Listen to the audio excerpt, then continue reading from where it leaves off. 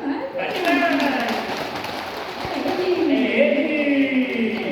É ele! Pedro!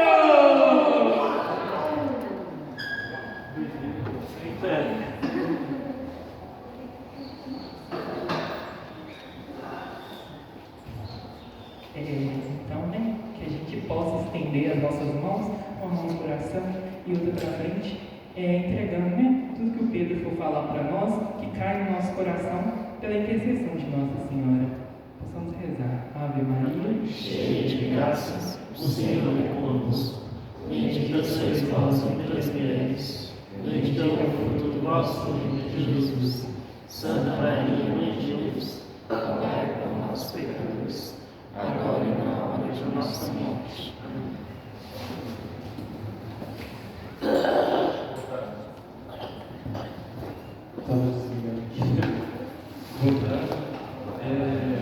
Estamos começando apresentando.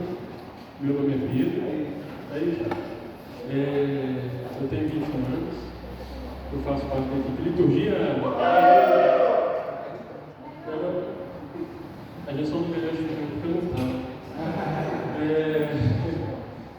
E eu fiz jornada de 71. Aí em DDA de 2016. Muito bom.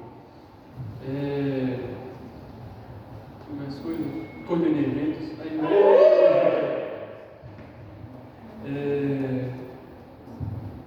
Como todos viram, né, nas atas de divulgação, e como não é costume na reunião aberta da liturgia,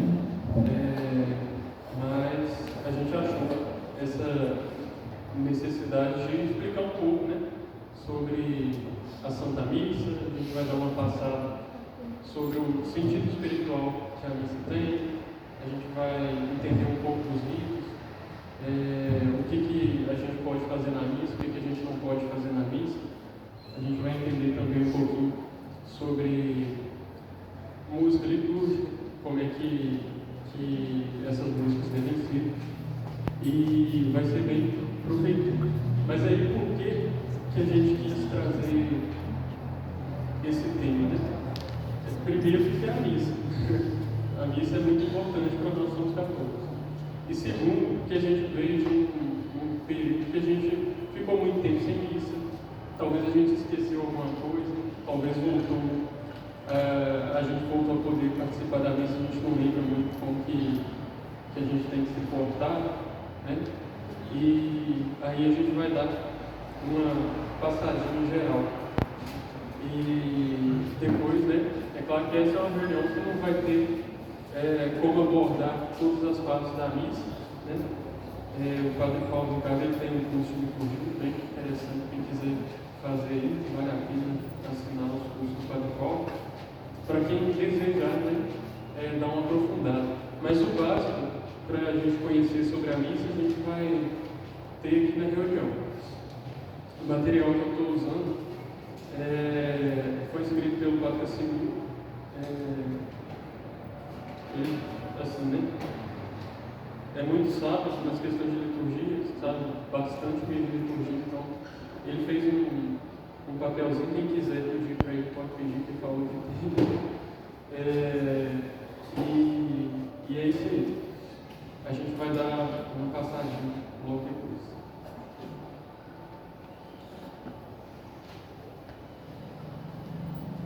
Tinha um erro de digitação ali.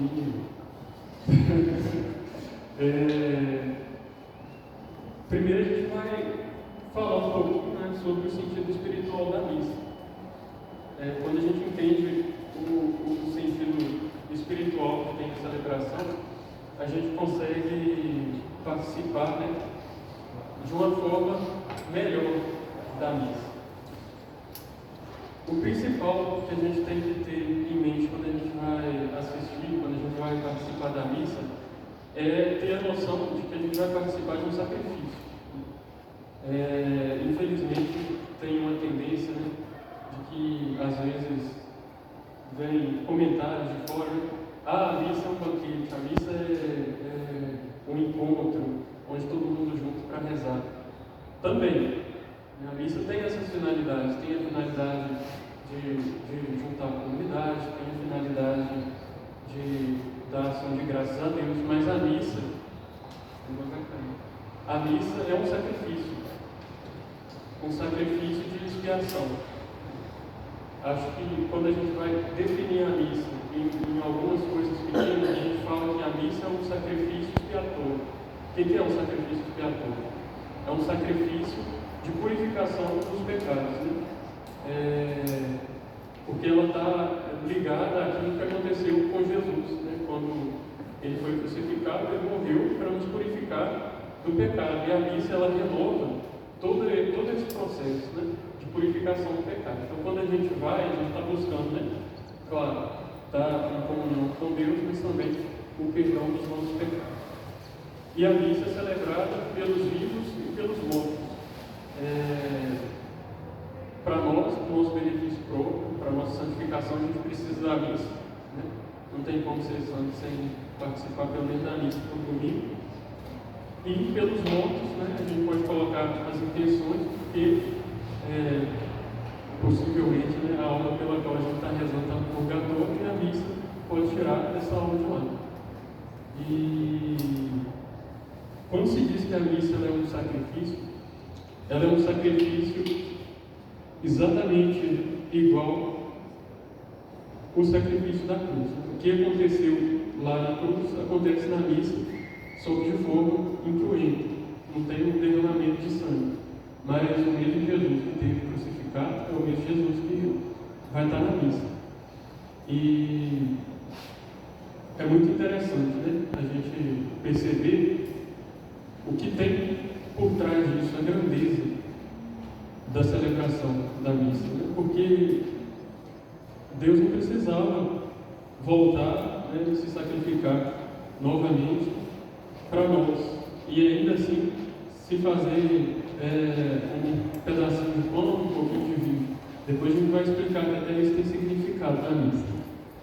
É bem interessante que tudo tem um significado na missa. Aqui a gente montou o altarzinho para ficar didático e para lembrar, né, um pouquinho, quando a gente vai na missa, a gente vê lá os castiçais, a gente vê o crucifixo, tem todo um significado. Até o altar tem um significado, né?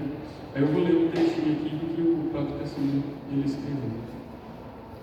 A riqueza inesgotável do sacramento da Eucaristia se exprime em diferentes nomes, evocando alguns de seus aspectos. O Catecismo da Igreja Católica cita as seguintes denominações: Eucaristia, significação de graça; ceia eucarística, antecipação do banquete nupcial do Cordeiro; fração do pão, gesto de Cristo na última ceia; Santa Missa e outras, Santo Sacrifício, enfim, são várias denominações. A palavra missa é usada desde o século VI. Etimologicamente vem do latim missio, que quer dizer missão. Refere-se à despedida no final da celebração eucarística, quando o sacerdote diz, isso é no rito romano antigo, no final da missa o padre ele diz, ite missa est, ide, essa é a missa, né? Ide, essa é a missão. A gente participa da missa, a gente tem essa missão de também fazer da nossa vida uma eterna missa lá fora, né? Um sacrifício que a gente participa enquanto corpo de Cristo.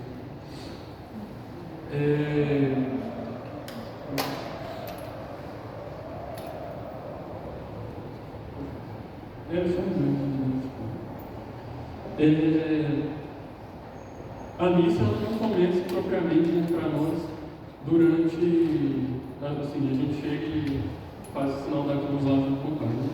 A missa ela deve começar antes com a preparação, e também deve terminar. Depois a gente vai explicar também. O que consiste essa preparação, né?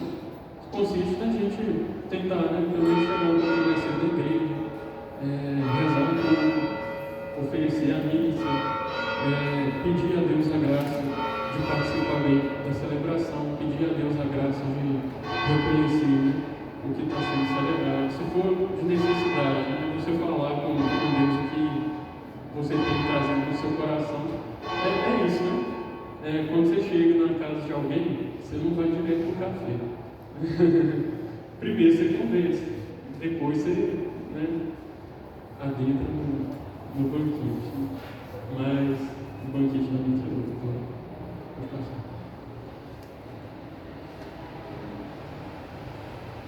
A procissão de entrada. A procissão de entrada não é obrigatória na missa, assim, fica a critério do padre. Ele pode fazer a procissão lá no final da igreja, para passar no corredor e ir para o altar, ou então ele pode fazer a procissão só saindo da sacristia e ir para o altar. O significado da procissão é a igreja como peregrina, né? O pastor que vai à frente da sua igreja, né? Está indo lá para a celebração, mas isso, esse sentido da igreja peregrina. Tudo tem esse significado assim. E é mesmo nesse sentido, né? A igreja que está marchando rumo ao céu. O altar. O altar, ele é a parte principal lá da igreja. Então, a igreja tem um altar onde vai ser celebrar a missa. O altar ele pode ser fixo, ou então ele pode ser morto. Não ser morto, porque a gente tem que carregar ele. A gente tem que carregar ele lá, né, pro carro, tem que montar o altar e tal. Aí geralmente são altares que são utilizados fora da igreja, né? Mas também não é regra. O altar aqui do santuário ele também não é fixo, é um altar móvel. É importante que o altar ele seja uma estrutura rígida, uma estrutura firme, né, que não pode ficar balançando, e de preferência que seja feito em mármore, alguma pedra assim mais íntegra, né? Aqui no documento do Padre Cassimiro, ele faz uma menção bem legal de que o altar é Cristo. Por isso que a gente faz a reverência. Mesmo se não tiver o Santíssimo no centro da igreja, quando a gente passa em frente ao altar, a gente faz pelo menos uma vinha leve. Não precisa nem ser uma vinha profunda, mas como significado, né, de respeito. Poxa, ali está acontecendo um grande sacrifício, então a gente tem que ter essa reverência, né, por essas coisas que são sagradas. Aí a definição do altar que o Padre Cassimiro faz. O altar, quando se celebra a Eucaristia, representa Jesus Cristo. Em latim diz-se, Ara Christus est. O altar é Cristo. Por isso o sacerdote o beija no início e no final da missa, em sinal de respeito, de veneração e de amor. Sobre ele só se deve colocar os objetos necessários para o seu sacrifício. Estes são levados no momento do ofertório e retirados após a purificação dos bens sagrados. Aí é aquele momento da missa que quem está ajudando tira as coisas da credência, que é aquela mesinha do lado, e leva as coisas para o altar. E o altar não é lugar de colocar uma imagem, por exemplo. Não vai pegar uma imagem, pode ser o mais bonito que tiver. Ele não vai colocar ele em cima, porque não é para essa finalidade, né? Por isso que nas igrejas tem retábulo, tem os lugares de colocar a imagem e tal. Ali só vão as coisas que são utilizadas para a missa. Aquilo que é essencial. À medida que vai caminhando, né, a missa, depois a procissão de entrada, depois o sacerdote beija o altar, aí isso dá o início da celebração da missa, né, quando o sacerdote invoca o sinal da cruz e as pessoas também invocam o sinal da cruz. E aí, dando seguimento, aqui não tem foto não, porque tem foto não.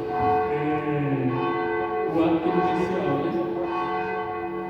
Que tem por finalidade nos trazer e nos fazer relembrar, né? Como que tem sido a nossa semana, como que foi durante a nossa semana, em que eu ofendi a Deus. É um momento de ter esse arrependimento para poder participar bem da missa, porque, né, a gente não pode ir sujo. Por exemplo, quando você vai para um casamento, tem até passagens bíblicas aí. Você não entra na festa de casamento maltrapilho.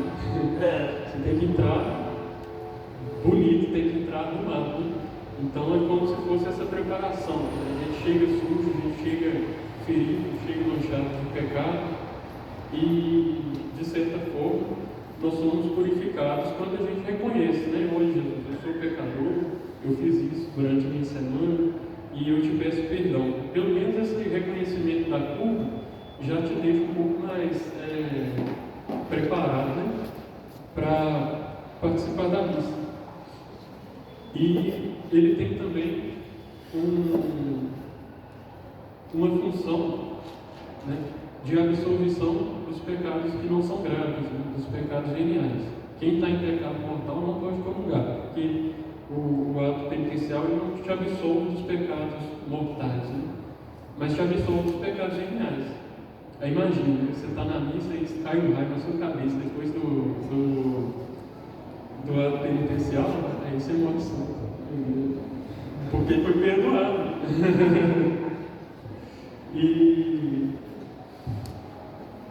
E aí é esse o sentido, né? A purificação do conhecimento do pecado para participar bem da missa. E também para a gente não esquecer, né? Entra na comunhão lá e xingou a mãe durante a semana. Aí sabe que xingou a mãe, mas esqueceu. Ele vai comungar em pecado mortal, não vai. É igual eu vi um médico que falava assim: se você acha que está ruim para você, imagina para quem comungou em pecado mortal, porque se sentiu tocado. Então a gente tem que tomar bastante cuidado, né?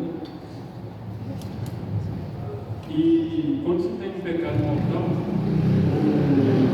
o ato penitencial, ele tem também a função de você criar no coração um firme propósito de se confessar. Claro que a gente não vai saber se a gente conseguiu a graça de uma contrição perfeita, né? Por isso a gente não comunga, mas a gente já faz o propósito de confessar, então já é algo legal. O hino do Glória também faz parte das partes fixas da missa, né? Eu esqueci de falar isso. A missa ela tem uma estrutura que é fixa, que acontece em toda a celebração. Estou me respondendo. Aí eu vou ler aqui, porque é muito bonito o jeito que o padre fala. O Glória é rezado na Santa Missa desde o século II. Sua recitação é obrigatória nos domingos, nas solenidades e nas festas. É um hino essencialmente cristológico. Por que ele é um hino essencialmente cristológico? Porque ele é um hino que evoca realmente a pessoa de Cristo, né? O Padre Casimiro até me tirou uma dúvida. Quando as orações elas são cristológicas, elas não devem ser mudadas em hipótese alguma, não pode substituir. Porque geralmente são orações que fazem parte da missa, né? Refere-se em sua totalidade a Jesus Cristo, não pode ser substituído por nenhum outro hino de louvor, por mais belo que seja. É igual a penitencial, quando começa a cantar, né? Como ovelha perdida, não sei o que, é lindo, mas não é litúrgico, então não pode cantar. Não basta que nomeie as 3 pessoas divinas, porque ela é uma oração completa, é usada desde o início da igreja como uma oração completa. Então, por mais, né, que a música ela seja legal, por mais que ela fale o nome do Pai, o nome do Filho e o nome do Espírito Santo, ainda assim ela não é a oração, então ela não pode ser cantada, não pode ser rezada. E caso aconteça de cantar uma música que não é litúrgica, o padre, de certa forma, tem a obrigação de rezar. O ideal é que não aconteça. Aí aqui entra uma parte que às vezes a gente tem uma noção, mas a missa ela podia ser mais animada, a missa ela podia ter, sei lá, alguma coisa diferente para chamar mais atenção. E aí o padre tem que trazer uma coisa muito interessante, né? Ele diz assim: os fiéis têm o direito de rezar como a igreja reza, e não de acordo com os gostos regionais ou pessoais, deste ou daquele celebrante.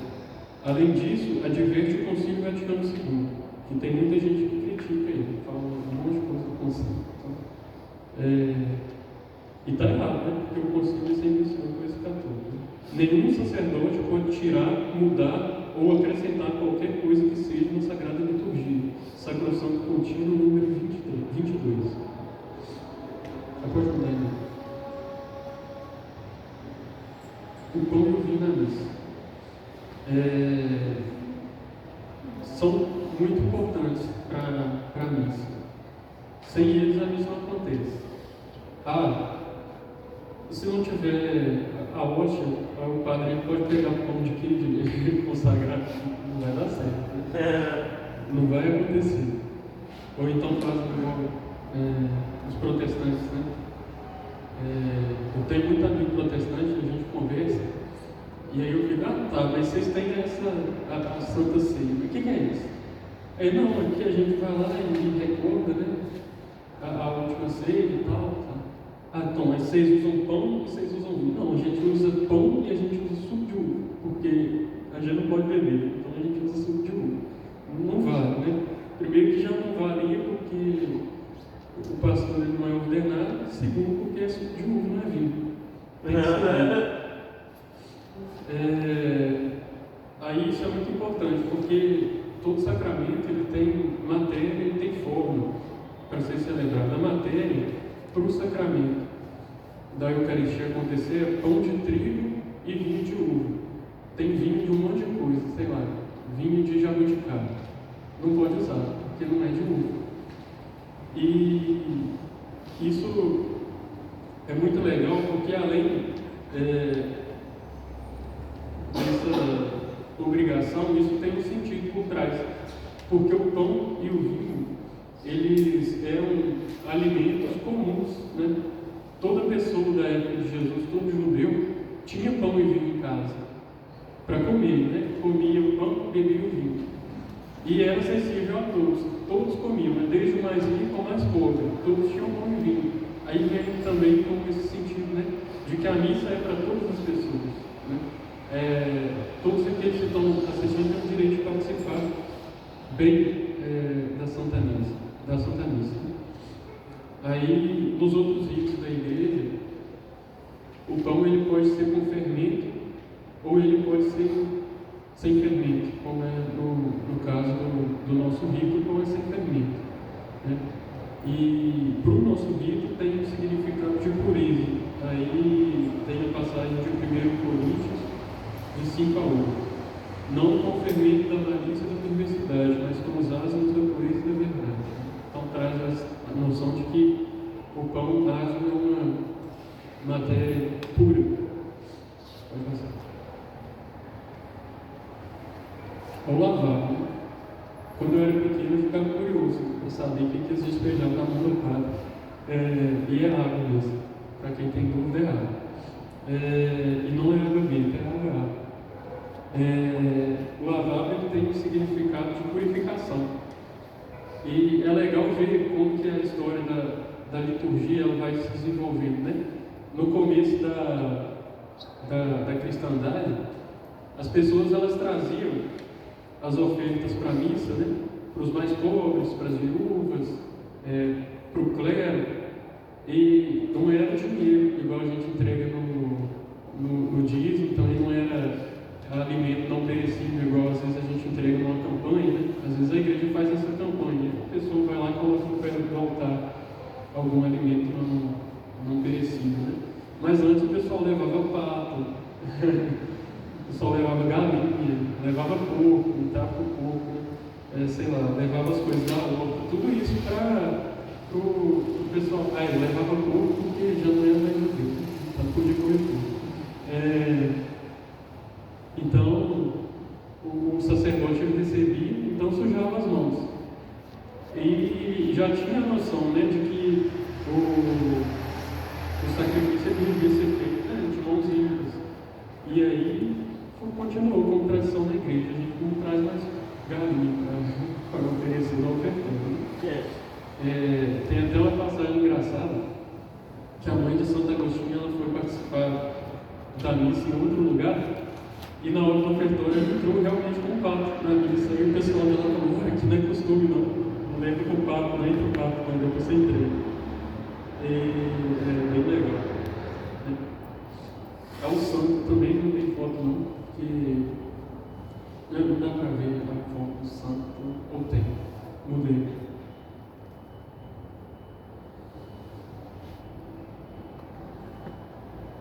Tem na parte do santo. O santo, ele está muito ligado àquilo que o cristão crê que acontece na missa, né? Quando se canta o santo, é como que uma invocação em que toda a igreja está presente na celebração da missa, né? A igreja triunfante, a igreja padecente também recebendo, né, as graças da missa, e a igreja triunfante, que já são os santos que estão lá no céu, os anjos. E isso é muito legal, né? Porque atrás da missa, atrás daquilo que a gente vê, tem toda uma realidade que é espiritual. Uma realidade que infelizmente a gente não tem a graça de ver, mas a gente é convidado a ser diferente de São Tomé, né? Acreditar mesmo naquilo que a gente não vê. Então, durante a missa, fazendo assim, uma analogia, sei lá, né? Você pode imaginar que durante a missa Santa Teresinha está participando da missa do seu lado. Ou então que São Pito Petrotino está participando da missa do seu lado.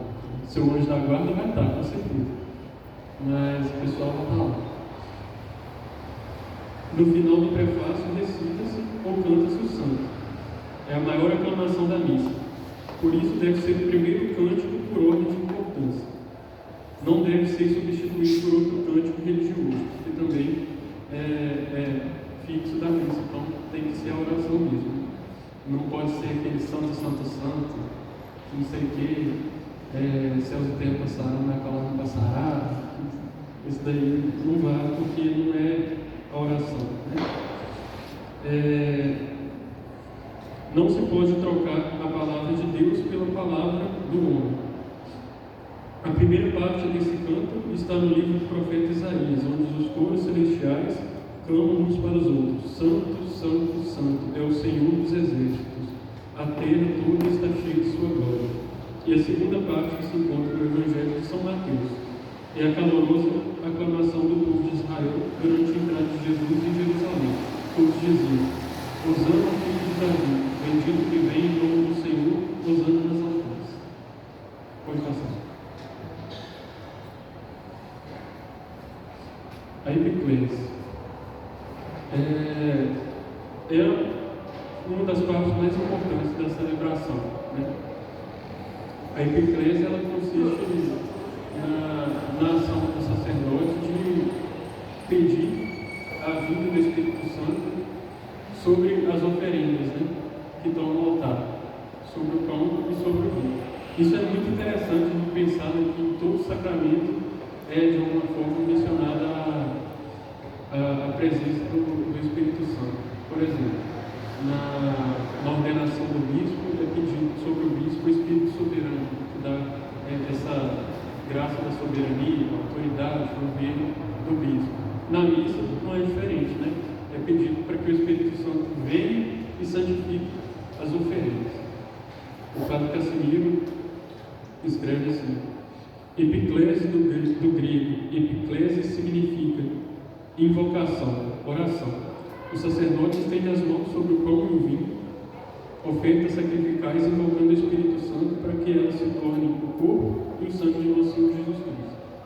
Foi por meio do Espírito Santo que o Filho de Deus se fez homem, no seio virginal de Maria.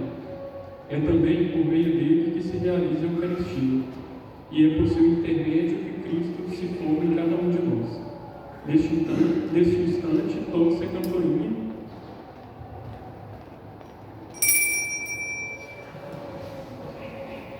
para alertar o povo, né, que algo grande vai acontecer. E aí depois, seguindo a epiclese, nós temos a doxologia.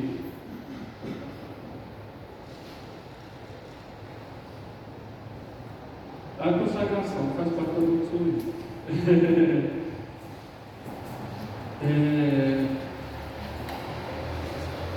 A consagração ela é o ápice da missa, né? A consagração é o momento em que o padre recita as palavras. Aí, lá na hora que eu falei do pão e do vinho, a gente falou de matéria e de forma. A forma ela consiste nas palavras que Jesus disse. né?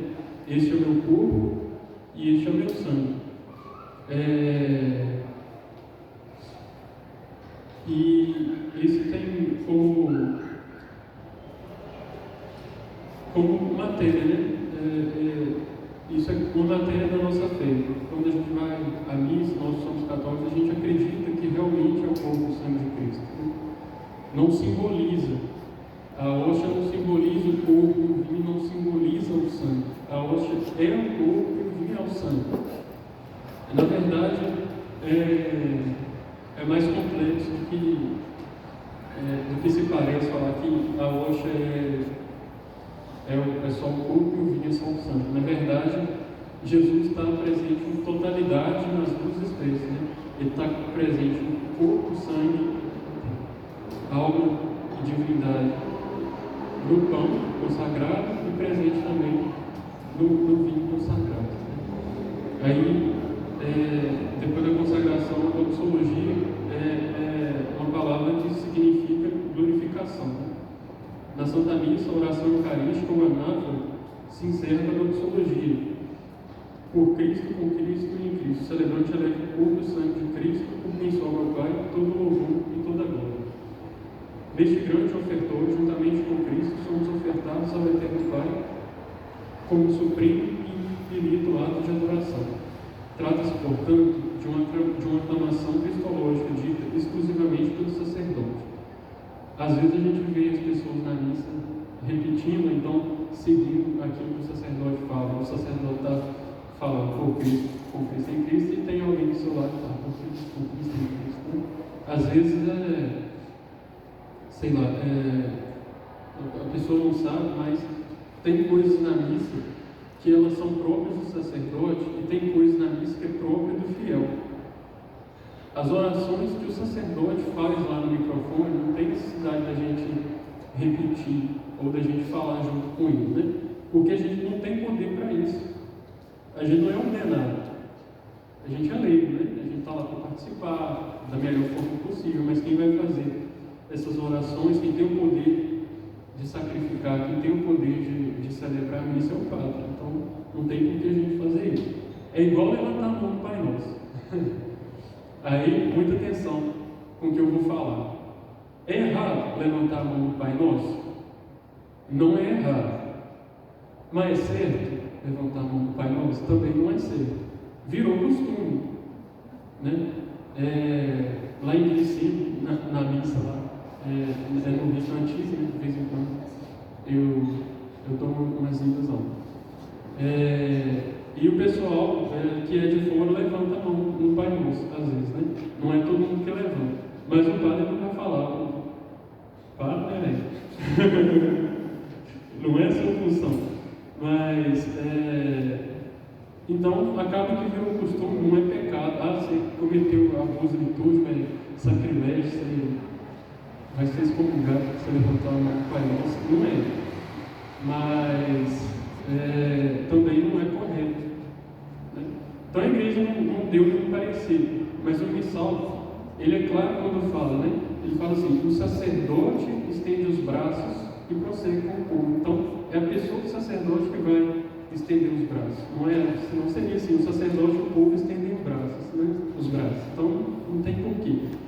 Quem tem costume de estender o braço pode estender, não tem problema nenhum, né? Mas não é o que está no missal. Não é errado, mas não é certo. Não faz parte do rito. Aí eu tinha a parte da oração do Pai Nosso, eu esqueci de pedir para passar. Pode passar. Esqueci de falar, viu? O padre que está com o braço estendido. E tem significado também, né? Quando o padre estende as mãos assim, é um sinal de que ele está recolhendo as orações, que ele está oferecendo a oração, né? E depois ele junta as mãos, também tem o significado, né? Pegando a oração do povo. Aí você vai levantar a mão, vai atrapalhar o padre de pegar a oração. Não dá. A fração do pão e o cordeiro de Deus. Pode passar. Aí essa é uma parte da missa que a gente consegue observar, né? Que o padre ele parte a hóstia e a lembra como Cordeiro de Deus. Ele faz a oração, né? Esse Cordeiro de Deus, que tira o pecado do mundo, a gente responde. O Padre Cassimiro, ele coloca assim: antes da comunhão, o sacerdote parte a sagrada hóstia, retira uma pequena parte e é colocada no cálice. Tem os seguintes significados. Olha só, como que tudo tem significado. Indica a morte redentora do Filho de Deus, a união do seu corpo e do seu sangue. Aí, não sei se vocês já observaram, o padre quando ele vai, antes do cordeiro, ele parte um pedacinho e coloca no vinho. Aí tem esse significado, né, da união do corpo e do sangue de Cristo. O gesto de Cristo na última ceia e a unidade dos cristãos, né, significa isso. Por este motivo, o primeiro nome da Santa Missa era fração do pão. Por quê? O pão ele é partido. É claro que depois da igreja, no seu ensinamento, né, prevê lá que está no altar, está com a intenção do padre, é consagrado, né? Mas para retomar o costume, o padre ele continua partindo, né? Então ele pode partir e distribuir para os ministros lá a hóstia que ele consagrou nas próprias mãos, mas todas as outras hóstias que estavam lá foram consagradas, né? Como se encontra no livro dos Atos dos Apóstolos, os primeiros cristãos eram perseverantes no ensinamento dos apóstolos, na comunhão fraterna e na fração do pão, e nas suas orações, né? Entra também, a gente consegue observar a missa presente na Bíblia, né, na Sagrada Eucaristia. Para o protestante que fica falando que a gente não lê Bíblia, né? Fica a dica para eles. Durante o rito da fração do pão, a Assembleia reza ou canta o Cordeiro de Deus. Trata-se de uma oração sacrificial que não pode ser substituída. Eu acho muito legal isso no Padre Cassimiro, que ele vem trazendo, né? Isso daqui é fixo, isso daqui é fixo, isso daqui é fixo. Não substitui, não muda. Então, para mim, ser bem celebrado, para a gente participar bem, não pode mudar. Que não pode ser substituído por nenhum outro canto. Se necessário, pode ser repetido mais de 3 vezes. Ao recitá-lo, somos colocados diante de Cristo, do Calvário, oferecendo a sua vida pela nossa salvação. Aí tem a saudação da paz, que não sei se é fixa na missa ou se não é, mas que ultimamente a gente não tem feito não. Mas é um rito realmente com sentido de reconciliação com as pessoas, né? Como uma comunidade toda, às vezes a gente tem essas desavenças, né? A gente tem desentendimento com as pessoas, e é também uma forma de simbolizar, né, que estão todos em comunhão e que a gente tem que realmente reconhecer e lá pedir desculpa. Eu não me lembro ao certo, mas teve um santo que na missa tinha um monte de não é facção, né? Aquele grupo lá, sei lá, na Europa, como é que chama? Máfia, um monte de mafioso, tudo mafioso rival. E o santo sabia, e ele falou assim: agora vocês podem saudar com o rito da paz, né? E aí tiveram que saudar. Aí é bem interessante. E também tem, né, no sentido da oração pela paz, pedindo a paz no mundo, né? Que é importante. Aí aqui o padre traz, né, umas colocações. O convite para a saudação após a oração pela paz é facultativo. Facultativo. Por isso que eu não estou fazendo, né? Achei que era isso. Trata-se de um gesto de fraternidade e conciliação. Antes de oferecer o santo sacrifício e antes da Sagrada Comunhão, devemos estar em paz com Deus e com os irmãos, como nos adverte o Evangelho. Quando estiveres levando a tua oferta para o altar e ali te lembrares que teu irmão tem alguma coisa contra ti, vai primeiro reconciliar-te com teu irmão. Né? A missa ela é fenomenal. A missa está toda na vida. Não se deve cantar ou bater palmas neste momento. A dispersão prejudica o reconhecimento e a unidade da celebração. Infelizmente, às vezes a gente tem essas coisas. Às vezes tem uns cantos muito animados assim, que não tem necessidade, né, na missa. Aí, depois da oração eucarística, depois que os fiéis recebem lá o corpo de Cristo, se estiver devidamente preparado para receber, encerrada a celebração, pode mudar ao último de pé. Aí tem a bênção final, né? O padre vai e abençoa as pessoas que estavam lá na missa. E depois da missa a gente tem essa missão, né? De ir ao mundo como missionários mesmo, né? Missionários de Cristo, missionários que vão levar Deus pelas outras pessoas, nas ações, nos gestos, mas em tudo, né? A gente tem que ser espírito de Jesus lá fora. As pessoas têm que vir para a gente e imaginar que o céu existe. Então, isso é muito legal.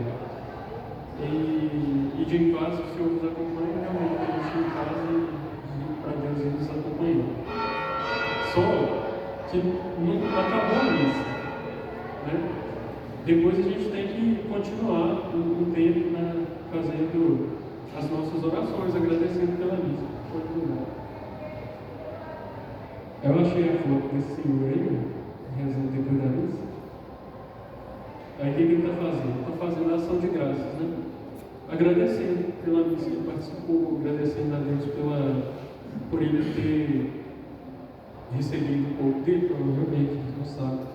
Mas ele está lá agradecendo, e a gente tem que fazer isso, né? Tirar pelo menos uns 15 minutos aí, não 15 minutos, né?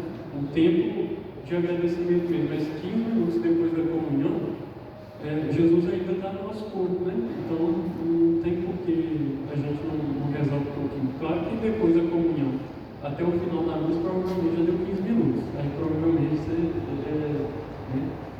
Jesus já não está presente substancialmente. Mas é legal, né? A gente agradecer pela missa. O cônego, nosso gerente espiritual, ele tem algumas missas, né? Que eu já participei com ele, ele dava a benção e já tinha um pessoal que levantava e saía correndo. Aí numa dessas, o cônego me falou assim: ide em paz que o Senhor vos apanhe, porque o pessoal sai correndo da missa, não espera nem o fato de sair do altar. Então, das brincadeiras que o cônego faz, é muito legal.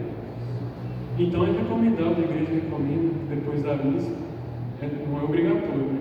Mas depois da missa você reza um pouquinho, agradeça, né? Espera o padre sair do altar pelo menos, e seria isso, né?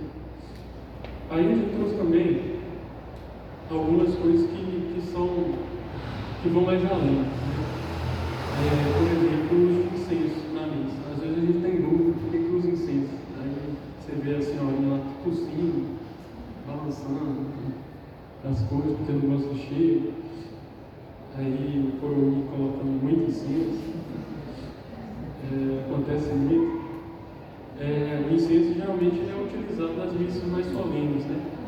É uma coisa que difere a liturgia. Por exemplo, quando é a festa do santo, que é a padroeira da paróquia, no nosso caso Santa Rita. Aí a missa ela é mais solene, né? Aí tem lá o incenso na missa. O que significa isso? Né? São os momentos em que nós fazemos a nossa oração e a fumaça do incenso como que a nossa oração subindo para junto de Deus. Né? E é muito legal e muito bonito também quando os incensos na missa. Eu particularmente gosto muito. Então, né? Quem tem rinite é bem muito, mas quem não tem, é tranquilo.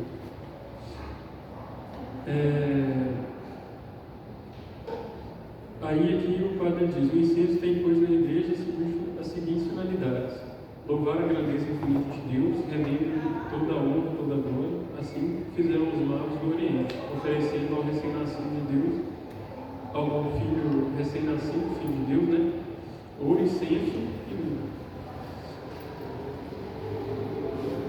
Honrar tudo aquilo que se refere a Deus, quando se ensina a pessoa, é porque são templos da Santíssima Trindade. A mesma coisa se diz do altar, que representa o Senhor Jesus Cristo. Significar que nossas orações devem elevar-se a Deus como a fumaça perfumosa do incenso que sobe para o céu. Tem uns incensos que são bem fedorentes, tem outros que são bem cheirosos. Aí ajuda mais quando é mais cheiroso, né? Assim diz o Salmo 140. Que minha prece feita a ti se eleve como incenso, minhas mãos como uma oferta vespertina. Aí também, renovar aquele gesto da mulher que na casa de Simão derramou sobre o Senhor uma libra de bálsamo de nardo puro, de grande apreço, cujo perfume se espalhou por toda a casa. Manifestar ao Senhor o nosso carinho, nossa ternura e nosso afeto filial. Simbolizar o perfume de nossas virtudes, pois o cristão, ensina São Paulo, deve trescalar o suave perfume de Cristo. Essa palavra trescalar eu não conhecia, não. Legal. Ao benzer o incenso colocado no teríbulo, o sacerdote profere a seguinte oração. Olha, eu vou falar em latim. Sejas abençoado por aquele em cuja honra queimarás. Muito legal. Aí vem uma parte aqui que é importante para quem faz parte de algum grupo, alguma equipe de música, para nós aqui do JCC, para a equipe de música do JCC, que é o canto litúrgico, né? Aí o padre ele separou, se eu não me engano, são 5 tópicos, né, para isso. Primeiro, a noção. O canto é a parte integrante da celebração litúrgica. Na Santa Missa, ele substitui o introito e a antífona da comunhão. O introito é um rito que os padres rezam antes de subir no altar, né? Era mais rezado no rito antigo, porque não tem canto de entrada no rito antigo. Então, o introito ele era rezado, né? Fala, subo ao altar de Deus, e Deus que é a alegria da minha juventude. Uma oração que o padre faz. Chama oração ao pé do altar ou introito. E a antífona da comunhão, que também pode ser substituído por algum canto. Eu acho bonito quando canta a antífona. Eu acho que fica mais legal. Mas, enfim, opinião pessoal, ninguém que seja levado a ser. Falar assim. Sua letra e sua melodia devem estar de acordo com o tema geral da Santa Missa. Você não vai cantar uma missa de Natal sobre Jerusalém, sei lá, na Quaresma. Não tem sentido, né? Então, os ministros de música eles têm que tomar esse cuidado com que música vai escolher, né? Tomar cuidado com a melodia, por exemplo. Na missa não é recomendado que seja cantado um canto que é muito extravagante demais, canto que é muito animado, que incita as pessoas a sei lá, fazer dança litúrgica. Não é litúrgica. Então a gente tem que tomar cuidado, né? Porque a gente não pode banalizar o que a missa é. A missa é sacrifício. Então os cantos eles devem ter esse sentido de trazer a pessoa para o mistério que está sendo celebrado, né? É claro que a missa tem a finalidade de louvor a Deus e tal, mas o ápice da missa é o sacrifício, né? Igual quando a gente bate palma na missa. E isso é proibido, isso daí não é sério. Não pode bater palma na missa. Não é igual o Pai Nosso, né? Que se você quiser levantar a mão, você pode. Mas bater palma na missa não é ideal. Não é correto, né? Mas por que não é correto bater palma na missa? Imagina você no Calvário. Se coloca, sei lá, no lugar de João. São João e Nossa Senhora. Aí Jesus está lá crucificado, uma senhora olhando para Jesus, você lá, glória, vai bater um palma. Quem que estava batendo palma lá não era Nossa Senhora e não era São João. Quem estava batendo palma lá era quem queria Jesus morto. Não eram os fariseus, eram os soldados romanos que estavam lá chicoteando Jesus, jogando o jogo de sorte em cima da túnica de Jesus. Então a gente tem que tomar cuidado. Algumas coisas, assim, tem algumas poucas exceções em decorrência do lugar onde a missa está sendo celebrada, por exemplo, em Angola. Em Angola, as músicas são um pouco mais animadas, a questão de entrada entram meio dançando um pouco, mas aí já é uma questão cultural que se aplica lá, que é algo solene, né? Exprime uma solenidade, exprime uma grandeza para aquela cultura. Para nós, não. Né? Para nós não tem esse significado, então não é o ideal. Finalidade do canto litúrgico. A finalidade do canto é glorificar a Deus, abrilhantar a celebração, elevar a nossa mente e coração para Deus e ajudar-nos a participar da Santa Missa, com piedade, amor e devoção. Não pode, portanto, causar estranheza nem prejudicar a atenção dos fiéis. É isso, né? Não pode prejudicar a atenção, não pode afastar do sentido que é a celebração da missa. A função dos cantores: cantar com o povo e ajudar o povo a cantar. Isso para a Segunda frisa muito, algumas pessoas até às vezes se chateiam com ele. Algumas pessoas até às vezes ficam meio chateadas, mas com razão, né? Muitas vezes a pessoa vai cantar na missa, ou cantar a missa, que tem diferença, e só a voz da pessoa que está cantando aparece. Seja porque escolheu uma música que não é conhecida, seja porque a pessoa, sei lá, gosta mesmo de aparecer. Às vezes tem, infelizmente tem. E não é essa a função. Por exemplo, quando se canta a missa, se canta as orações, canta o glória, canta o santo, canta o ato penitencial. É uma oração que deve ser rezada em conjunto. Todas as pessoas devem rezar juntas, né? Então, não pode se sobressair de mais uma pessoa, porque a igreja está lá, celebrando, está participando da missa todos juntos, né? Aí o padre é bem direito, né? Cantar com o povo e ajudar o povo a cantar. Não é função dos cantores cantar para o povo, ou em lugar do povo. O canto não é show, nem monopólio de alguns. Não se trata da exibição, nem da autopromoção. Ninguém vai à igreja para cantar, vai para rezar, participar da missa, com todos os outros fiéis, e prestar um serviço à comunidade através do canto e da música, que devem ser belas, né? Que devem remeter ao sagrado. O uso de aparelhos de som. Antes, as igrejas elas eram construídas com toda uma função de que o som se espalhasse, né? Como é que chama? Ressonância, acústica, isso. Com toda uma acústica, porque não tinha microfone. Hoje em dia a gente já tem essa facilidade que é o microfone, né?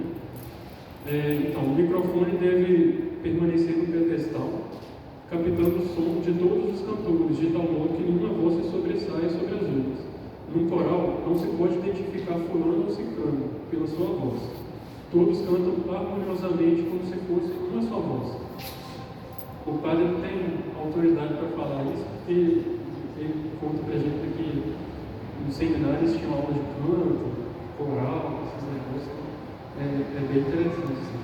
Claro que não é todo mundo que tem condição de ter pedestal para todo mundo. Então, às vezes a pessoa não segura, né?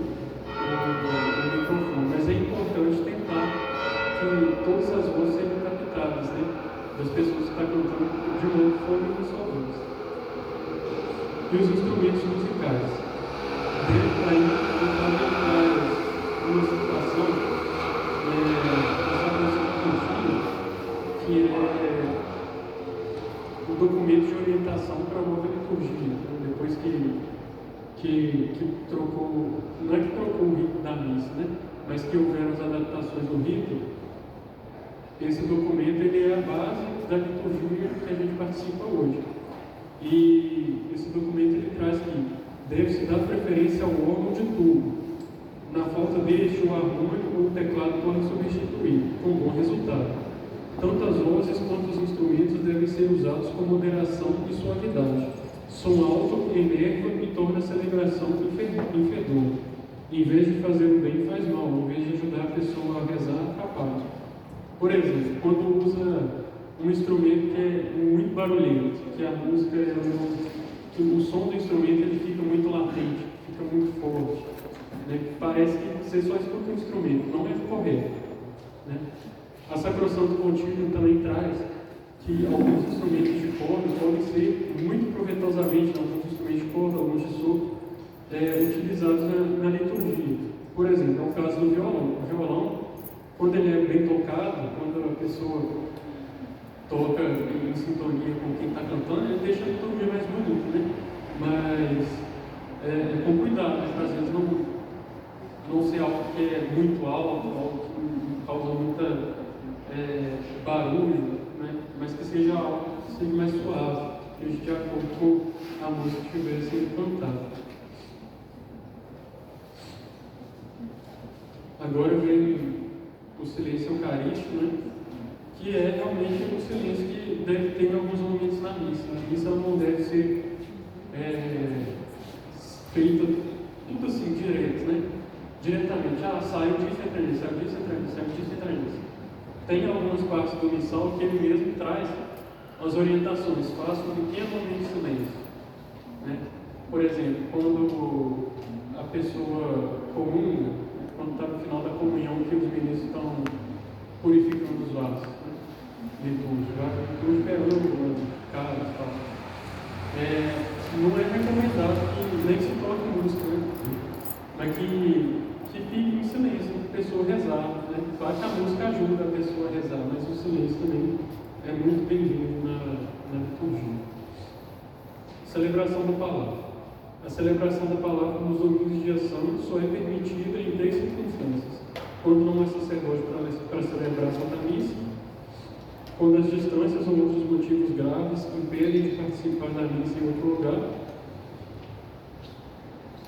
E aqui ficou apagado, né? Ou então, quando em lugares onde que a missa é celebrada muito raramente, né? Seja porque é uma comunidade rural, seja porque é um lugar muito distante, ou então, sei lá, está na Amazônia, aí já não tem barco, aí tem que pegar barco, tem que andar no mato, aí fica complicado. Então, a celebração da palavra é bem-vinda, né? E ela deve ter sim as diferenças, ela não pode ser exatamente igual à celebração da missa. Por exemplo, quando a pessoa que está fazendo a celebração da palavra vai falar: o Senhor esteja convosco. Não é convosco, o Senhor esteja conosco, porque é um leigo que está celebrando, não é o Pai. Então tem que ter essa diferença. E a celebração da palavra, ela não substitui o preceito da missa. Por exemplo, hoje eu não vou conseguir a missa, mas tem celebração da palavra lá na capela da UFV, que está no horário que eu vou. Não adianta, não substitui. Você tem que dar preferência pela missa. Substitui, de certa forma, assim como uma forma de santificar o domingo. Se você realmente, por motivo grave, não pode ir à missa, você participar da celebração, ou então você juntar a sua família em casa e rezar um pouco. Tudo isso santifica o domingo, mas nada substitui a missa. A missa é a missa. E acredito que tenha sido isso, né? Alguns tópicos que a gente quis trazer, montando um altar aqui também, né? Para ficar à vista das pessoas, né? O que é usado na missa? Aqui tem o básico, né? Tendo a hóstia, tendo o vinho, já dá para celebrar a missa tranquilamente. E caso alguém tenha alguma dúvida que queira tirar, assim, de forma breve, porque acho que não está com muito tempo, e pode ser que também, né, eu não saiba responder, mas alguém sabe, alguém que deve fugir também sabe. Se alguém tiver alguma dúvida, alguém tem alguma dúvida? Sim, senhor. Entre a fração do Paulo e a consagração, o padre ele coloca um pouco de água no vinho. Qual seria esse significado? Eu tenho mais uma outra questão, por favor. A questão de algumas celebrações ter a presença da bateria. Aí o senhor acabou de dizer que alguns instrumentos não é recomendado por serem extravagantes. Aí qual seria o posicionamento aí em relação a este instrumento? Bateria proibido. Assim, sendo bem sucinto, bateria proibida na missa. É um instrumento que, de certa forma, causa um barulho bem grande. Tem lugares que as pessoas conseguem, sim, deixar bonito, mas na volta da igreja, por mais que seja bonito, eu participei de muita missa com bateria e ficava um som até agradável, mas é volta da igreja. Proibido. Então, melhor que não seja utilizado. Né? A questão da água, da gotinha de água no vinho, vem de tradição também da cultura judaica. Né? No judaísmo, o vinho ele era muito forte, então as pessoas meio que dissolviam, né? O vinho para ele ficar mais fraco, então colocavam um pouquinho de água. O costume ficou na igreja, mas aí passa a ter outro significado, né? Que é a união das pessoas com o corpo de Cristo. Os fiéis são representados pela água, que dentro do vinho já não consegue mais separar. Como você vai separar a água do vinho? Claro que tem processo químico, então, se quiser fazer ebulição, vai conseguir separar, obviamente, mas o sentido é esse, né? Formam um só corpo.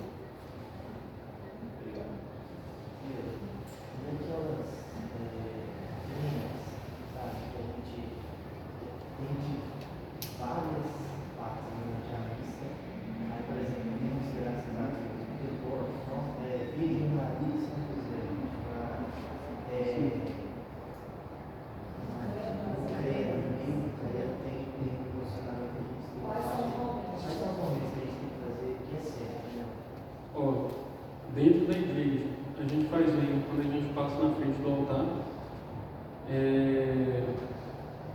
Se não tiver o Santíssimo, você faz uma. Todo mundo sabe o que é vinho? É verdade. Vinho é tipo aquela. Vinho é tipo aquele. Uma reverência, né? Entendeu? Tudo bem? É uma reverência dele, a pessoa se inclina, como um sinal de respeito. Né? Na missa, no credo, quando fala Virgem Maria, as pessoas fazem a inclinação profunda. Que a inclinação, tem inclinação leve, está todo mundo me vendo? Direitinho?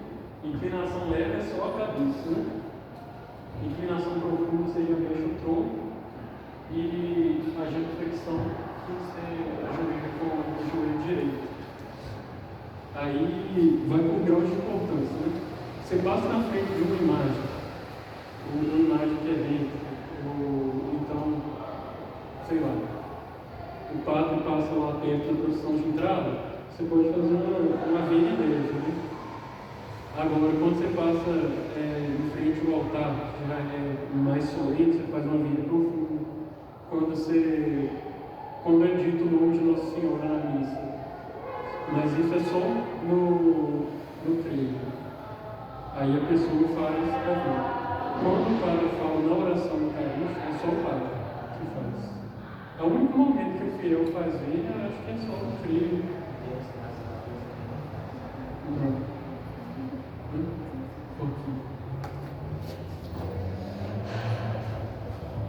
Porque às vezes a gente fica com relação a isso, quando eu também tenho o sinal de Jesus. Eu já tive isso também. Ouvi uma vez uma explicação que esse é o costume do rito antigo. O rito antigo tem muitos gestos que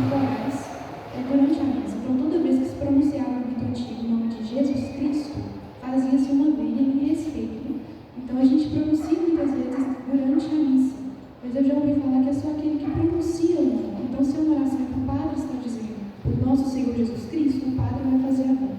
Se é uma oração a gente diz, por exemplo, no glória, a gente fala nosso Senhor Jesus Cristo, a gente faz a vênia de Levi, pode fazer, né? Então, pode fazer no nome de Jesus Cristo, quando a gente pronuncia, seria no glória, no creio, e também no credo, quando fala, mas foi concebido pelo poder do Espírito Santo, nasceu da Virgem Maria. Isso é legal porque em solenidades, como na Assunção, no Natal e na solenidade da Encarnação, isso acontece nas missas do Vaticano, dá para reparar. A gente se ajoelha nessa parte, porque são solenidades especiais que falam que foi concebido pelo poder do Espírito Santo. Nasceu da Virgem Maria. Até esse trecho, se vocês repararem, quando o Papa Francisco celebra, por exemplo, ele vai se ajoelhar no Natal e na solenidade da Encarnação. E a gente também pode, é permitido. Não é costume, então a gente não faz, não pensa, mas é permitido.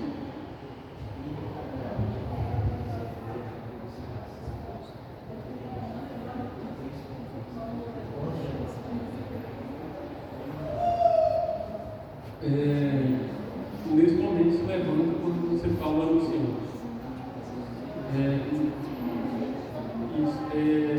No rito novo, geralmente as pessoas levantam quando falam no Senhor, mas no rito antigo ele até se estendeu, até o começo. Mas também não é regra, né? Se a pessoa quiser continuar, pode. Tem gente que se ajoelha na hora do ato penitencial, porque no rito antigo é de joelhos, então, na bênção final. Né? Mas, assim, como costume, no anunciamos, né? Aí o novo sentido que tem anunciamos por conta dessa resposta. Ninguém vai anunciar uma coisa assim de joelho, né? Mas não tem problema nenhum. É correto fazer o vênus na hora que você pega a comunhão frente ao ministro? E se isso é correto ou não, pode fazer mais inclinado ou só assim? Você faz se aproximar do ministro. Eu acho que é mais devoção popular. Essa eu não sei.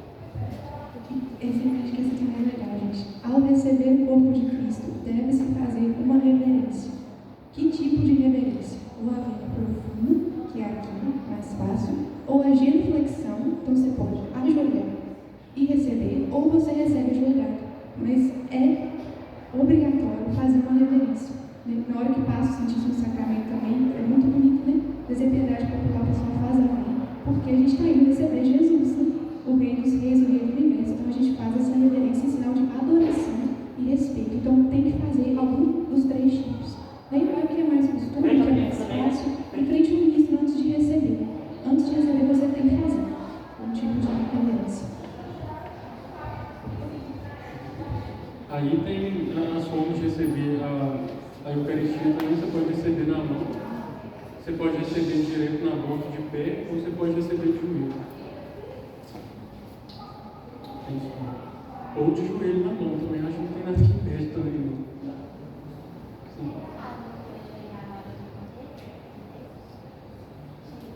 Não precisa, não tem necessidade, mas se quiser. Então, na hora do cordeiro, geralmente nós se ajoelha. O que eu já vi fazer também, que era costume no rito antigo.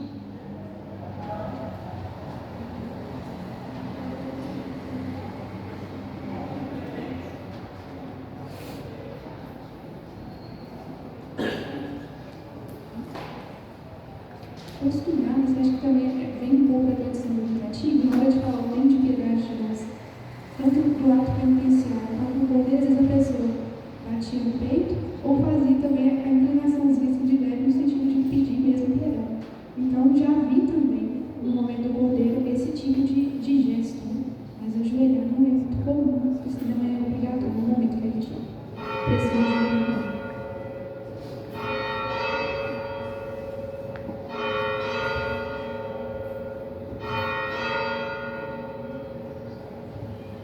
Mas a última pergunta.